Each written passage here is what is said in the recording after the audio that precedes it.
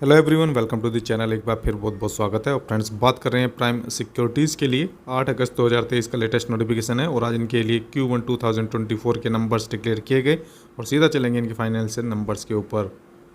So friends, अभी हम आ गए हैं प्राइम सिक्योरिटीज़ लिमिटेड के लिए इनके कंसोलिडेटेड अनऑडिटेड फाइनेंशियल नंबर्स के ऊपर 30 जून 2023 क्वार्टर के यानी कि Q1 के नंबर्स हैं और जो भी वैल्यूज़ यहाँ पर दी गई हैं वो लाख्स में दी गई हैं और इन वैल्यूज़ को कन्वर्ट करके हम करोड़ में लेकर चलेंगे और इन वैल्यूज़ को राउंड फिगर में भी कंपेयर करेंगे सो दैट के कंपैरिजन करने में आसानी रहे। ये आपके इस क्वार्टर के यानी कि Q1 के नंबर्स हैं और ये लास्ट क्वार्टर के Q4 के नंबर्स हैं और ये लास्ट ईयर के Q1 के नंबर्स हैं। सबसे पहले रेवेन्यू फ्रॉम ऑपरेशंस को कंपेयर करेंगे क्वार्टर ऑन क्वार्टर बेसिस पर। लास्ट क्वार्टर में Q4 में इनका जो रेवेन्यू फ्रॉम ऑपरेशन जनरेट हुआ था वो अराउंड 10.64 करोड़ रुपीज़ के आसपास था और इस क्वार्टर में बढ़कर हो गया है 19.45 करोड़ रुपीज़ के आसपास। So quarter on quarter basis पर 82.8% इनका रेवेन्यू फ्रॉम ऑपरेशंस इंक्रीज़ हुआ है, बढ़ा है।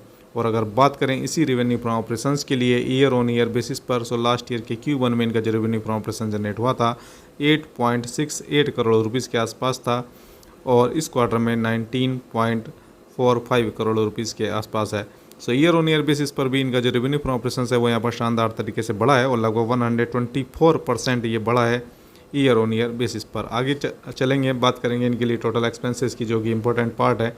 सो अगर नज़र डालें इनके टोटल एक्सपेंसेस पर क्वार्टर ऑन क्वार्टर बेसिस पर, सो लास्ट क्वार्टर में इनका जो टोटल एक्सपेंस था 7.5 करोड़ रुपीज़ के आसपास था और इस क्वार्टर में बढ़कर 14.03 करोड़ रुपीज़ के आसपास है। So quarter on quarter basis पर इनका यहाँ पर एक्सपेंस बढ़ता हुआ नज़र आ रहा है और लगभग 87% के आसपास ये बढ़ा है क्वार्टर ऑन क्वार्टर बेसिस पर, जबकि इनकी सेल हमने देखा था 82.8%, अप्रॉक्स 83% के आसपास बढ़ी थी। सो कंपेरेटिवली एक्सपेंसेस ज़्यादा बढ़ते हुए नजर आ रहे हैं Q ऑन Q बेसिस पर। और अगर बात करें इसी टोटल एक्सपेंस के लिए ईयर ऑन ईयर बेसिस पर, सो ईयर ऑन ईयर बेसिस पर भी इनका जो एक्सपेंस है ऑब्वियसली यहाँ पर बढ़ता हुआ नज़र आ रहा है और लगभग 104% ये बढ़ा है ईयर ऑन ईयर बेसिस पर, जबकि इनकी सेल हमने देखा था 124% के आसपास बढ़ी है ईयर ऑन ईयर बेसिस पर। सो ईयर ऑन ईयर बेसिस पर एक्सपेंसेस लिमिट होते हुए नज़र आ रहे हैं।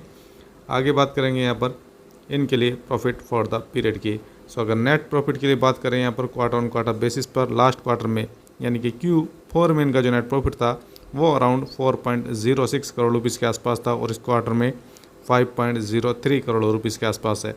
सो Q ऑन Q बेसिस पर इनका जो नेट प्रॉफिट है वो यहाँ पर बढ़ा है, इंक्रीज़ हुआ है और लगभग 23.89% ये बढ़ा है क्वार्टर ऑन क्वार्टर बेसिस पर।